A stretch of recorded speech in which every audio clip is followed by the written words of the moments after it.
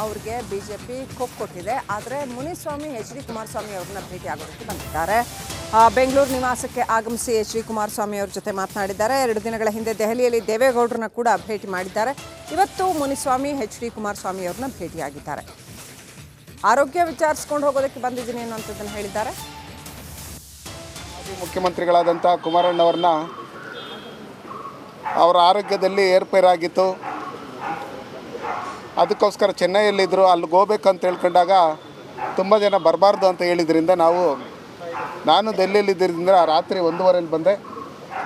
ನಮ್ಮ ಜಿಲ್ಲೆಯ ಎಲ್ಲ ಜಿಲ್ಲಾ ಪದಾಧಿಕಾರಿಗಳು, ಜಿಲ್ಲಾ ಪಂಚಾಯತಿ ಮೆಂಬರ್ಗಳು, ನಗರಸಭೆ ಪುರಸಭೆ ಸದಸ್ಯರುಗಳು, ಸುಮಾರು ಎಲ್ಲ ಗ್ರಾಮ ಪಂಚಾಯತಿ ಅಧ್ಯಕ್ಷರುಗಳಿಂದ ಹಿಡಿದು ಎಲ್ಲ ಮುಖಂಡರುಗಳನ್ನು ಇವತ್ತು ಬಂದು ಅವರು ಆರೋಗ್ಯ ಸುಧಾರಣೆ ಆಗಿರೋದಕ್ಕೆ ಆ ಭಗವಂತನಲ್ಲಿ ಪ್ರಾರ್ಥನೆ ಮಾಡಿ ಇನ್ನೂ ಹೆಚ್ಚಿನ ರೀತಿಯಲ್ಲಿ ಆರೋಗ್ಯ ಕೊಡಲಿ.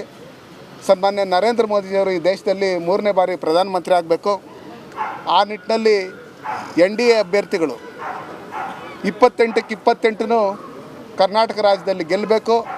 ಆ ನಿಟ್ಟಿನಲ್ಲಿ ಸನ್ಮಾನ್ಯ ನರೇಂದ್ರ ಮೋದಿಜಿಯವ್ರಿಗೂ ಶಕ್ತಿ ಕೊಡಬೇಕು, ಕುಮಾರಣ್ಣವ್ರಿಗೂ ನಮ್ಮ ಮುಖಂಡರುಗಳಿಗೆಲ್ಲರಿಗೂ ಶಕ್ತಿ ಕೊಡಬೇಕಂತೇಳಿ ಅವ್ರನ್ನ ಹಾರೈಸಿ, ನಾವಿದ್ದೀರಿ ನಿಮ್ಮ ಜೊತೆಯಲ್ಲಿ. ನಾನು ಹಾಲಿ ಸಂಸದನಿರ್ಬೋದು, ಪಕ್ಷ ಏನು ತೀರ್ಮಾನ ತಗೊಂಡಿರ್ತೀರೋ ಅದಕ್ಕೆ ನಾನು ಬದ್ಧನಾಗಿರ್ತೀನಿ.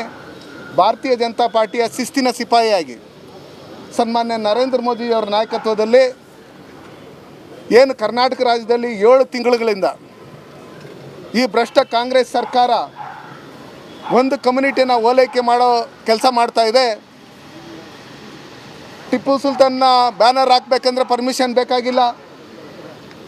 ಮೊಹಮ್ಮದ್ ಗಜ್ನಿ ಬ್ಯಾನರ್ ಹಾಕಬೇಕಂದ್ರೆ ಪರ್ಮಿಷನ್ ಬೇಕಾಗಿಲ್ಲ. ಕೋಲಾರಲ್ಲಿ ತಲ್ವಾರ್ ಹಾಕಬೇಕಾದ್ರೂ ಪರ್ಮಿಷನ್ ಬೇಕಾಗಿಲ್ಲ. ಶ್ರೀರಾಮಚಂದ್ರರ ಒಂದು ಫ್ಲೆಕ್ಸ್ ಹಾಕಬೇಕಂದ್ರೆ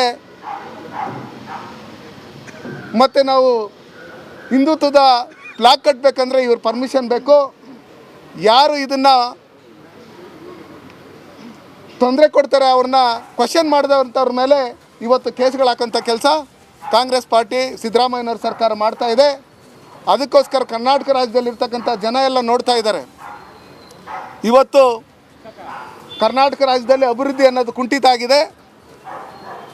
ಇವತ್ತು ಇವರು ಪಾಕಿಸ್ತಾನಿ ಏಜೆಂಟ್ಗಳಂತ ಏನು ನಡ್ಕೊತಾ ಇದ್ದಾರೆ ಕಾಂಗ್ರೆಸ್ ಸರ್ಕಾರ, ನಮ್ಮ ಬ್ರದರ್ಸು ಇನ್ನೊಂದು ಮತ್ತೊಂದು ಅಂತ ಹೇಳ್ಕೊಂಡು ರಾಮೇಶ್ವರಂ ಕೆಫೆಯಲ್ಲಿ ಬಾಂಬ್ ಬಿಡೋಂಥದ್ದು, ಕುಕ್ಕರ್ ಬಾಂಬ್ ಬಿಡೋಂಥದ್ದು, ಮತ್ತು ಯಾರು ಹನುಮಾನ್ ಚಾಲೀಸ ಹಾಕಿ ಅವ್ರ ಅಂಗಡಿಯಲ್ಲಿ ಕೂತ್ಕೊಂಡು ಕೇಳ್ತಾ ಇದ್ದರೆ